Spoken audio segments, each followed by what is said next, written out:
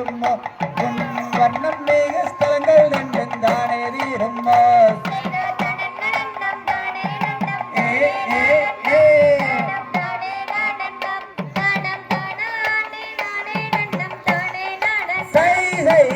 இலங்கும் தென்னங்கூரம் மாதேவும்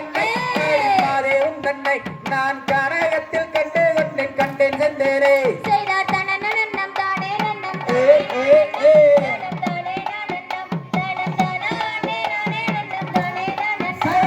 இதற்கும் மாலை நன்னில் வாழும் தெய்வவல்லியே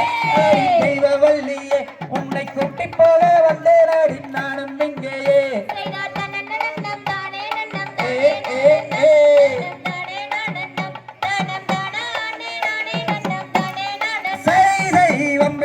பேச